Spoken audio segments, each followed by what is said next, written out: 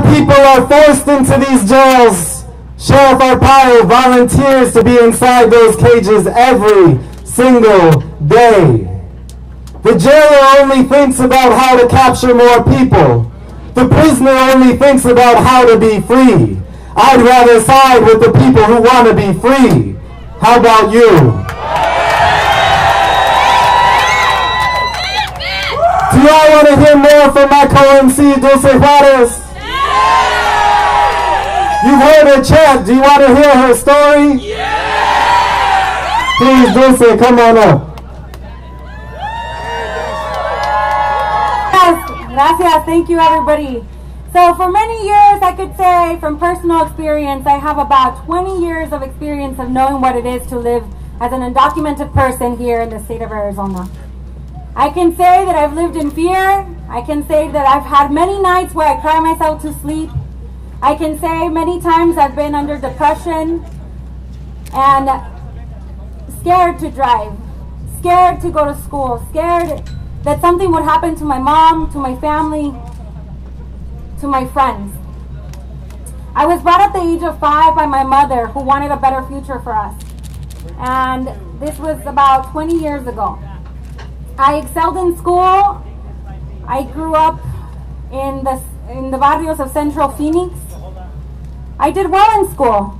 I did so well that I got a full ride scholarship to ASU right after high school. And then a wonderful person named Russell Pierce, God bless his soul, passed Proposition 300 in 2006. That made my tuition tripled. It went from $4,000 to $20,000 a semester for an undocumented student here in the state of Arizona.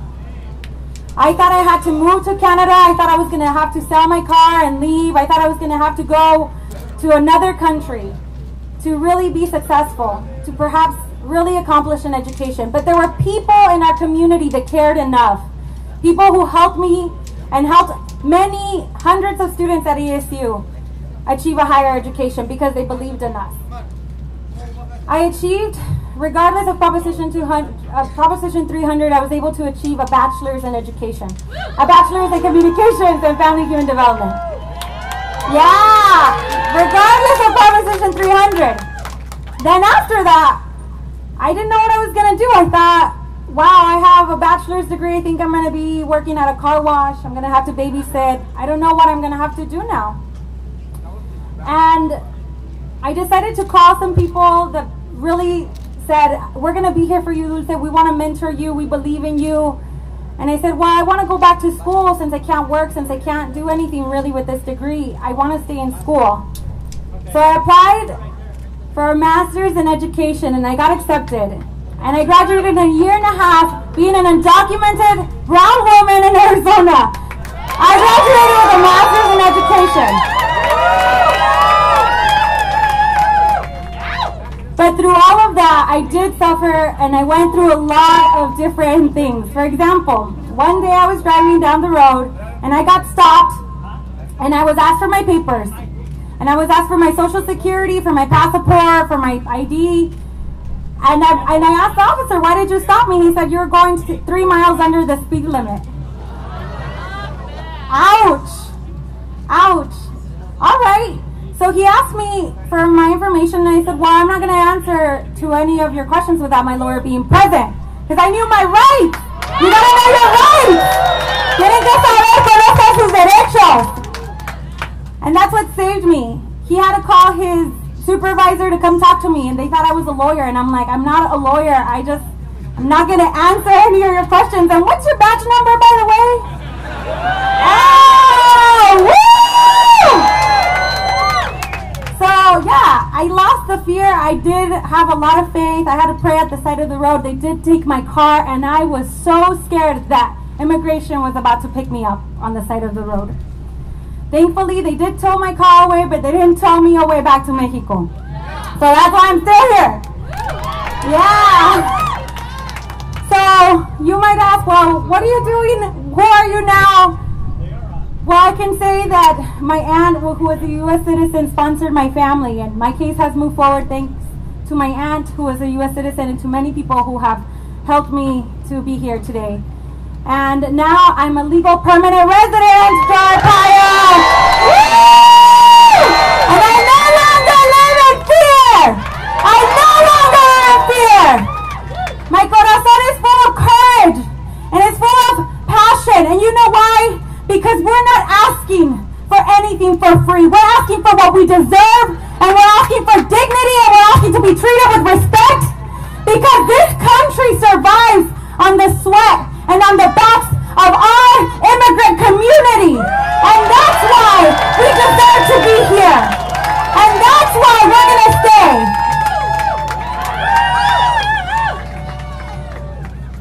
So the last thing I want to say is many people talk about what does it mean to live in fear. I was at dinner with my family right now.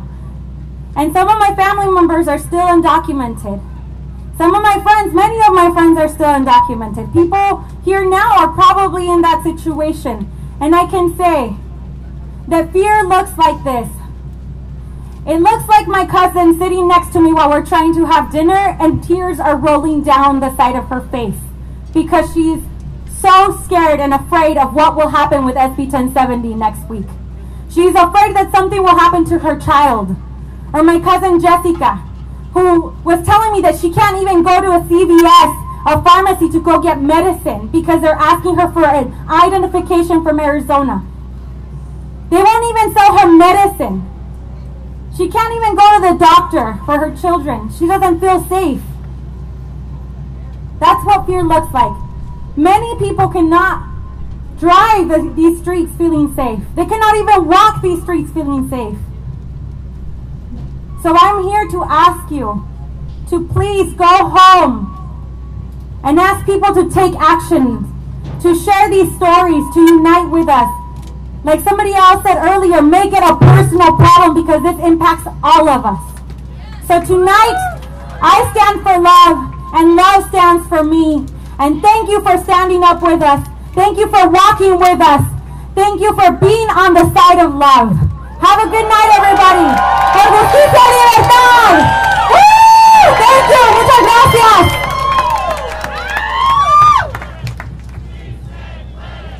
Sí se puede. Sí se puede. Sí se puede. Sí se puede. Sí se puede.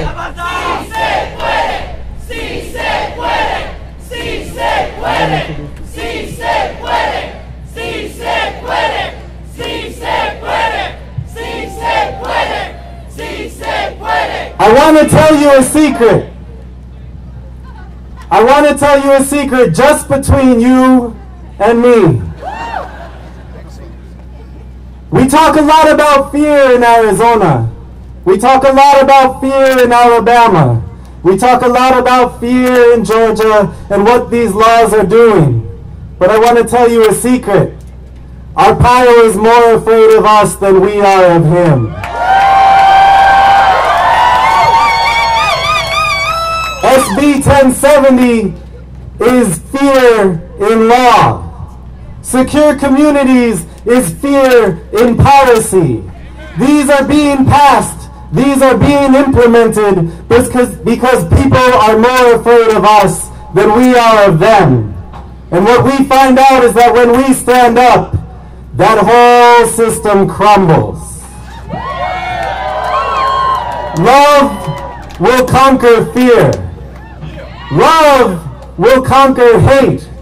Each day that we stand up together, we liberate ourselves from our fears. And Arpaio, we invite you to liberate yourself from yours as well.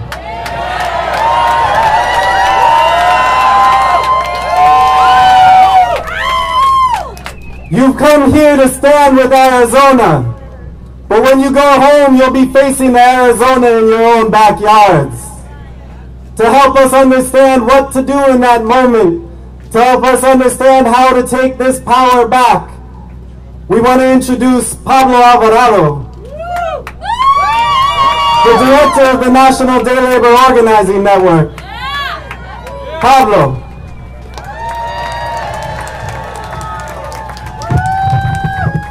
Buenas noches. Más fuerte para que lo escuche el payo. Buenas noches. Ahora sí lo escuchó. Thank you. Now I think our payo listened. Well, thank you for being here with us tonight. Arpaio may have the support of the Minutemen.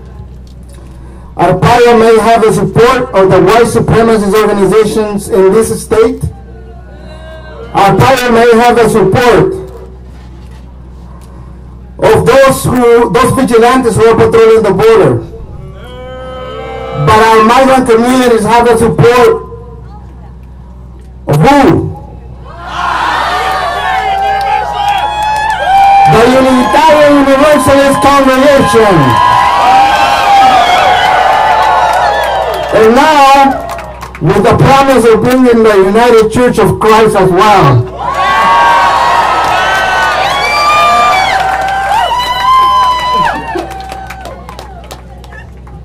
Brothers and sisters, it is actually in this block that you see here that Arpaio has carried out rituals of humiliation to normalize the mistreatment of migrant communities, the mistreatment of people of color, the mistreatment of poor people.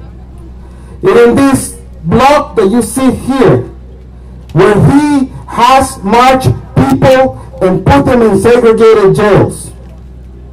It is actually in this block where you are, where he has paraded undocumented inmates and called the cameras to mount a spectacle. That has happened here in this block. And it is in that jail where the dreams of thousands of people are being curtailed every day. It's in that jail where people are subjected to live in extreme temperatures. It is in that jail where people have died in the hands of the guards. But it is in this block where we will end this injustice. It is in this block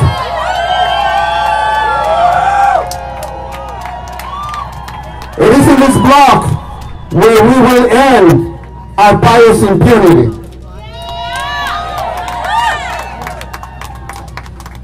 And today, we gotta make strong commitments. Today, we must understand that every time that Arpaio treats somebody, any person, with cruelty, he undermines the humanity of us all. Not only that, but he undermines his own humanity. And it is because of that that today we got to commit for human rights. And we got to renew that commitment every day. You were given this card, right? Hold it with you. I'm going to come back to it. I want you to turn off the candles. Please. I don't want to sound like Arpaio. I don't want to order you. So please turn your candles off.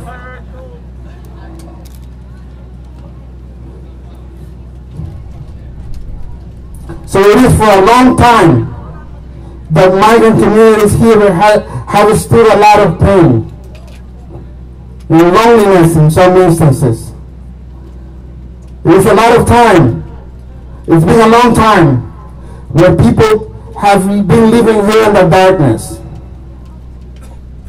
But tonight, they're not alone.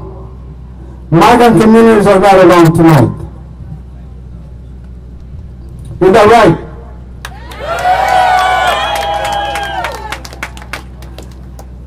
So tonight, we're going to shed light into that darkness. So, relight your candle. If you commit to end our pious impunity, lift it up. Relight your candle if you commit to do whatever it takes, with the exception of violence, whatever it takes to shut down this jail. Relight your candle if you are ready to go back home and fight the Arpayos in your own backyard.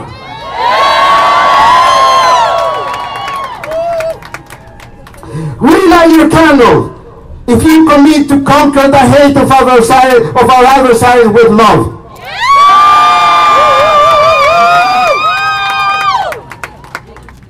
So now I am coming back to the card. You all have it, right? So you got to do what the card says. We got to make sure we're respecting a decision on Monday. So we want you to act as soon as possible. So please read this card and do what it tells you to do. This is our pledge tonight. Can we agree on that? So the road ahead is going to be very difficult. The struggle is going to be very difficult. It's not going to be short. It's not going to be smooth. But if we're together on this one, we will be victorious. Isn't that right? On the road to justice, ni un paso atrás. Muchas gracias.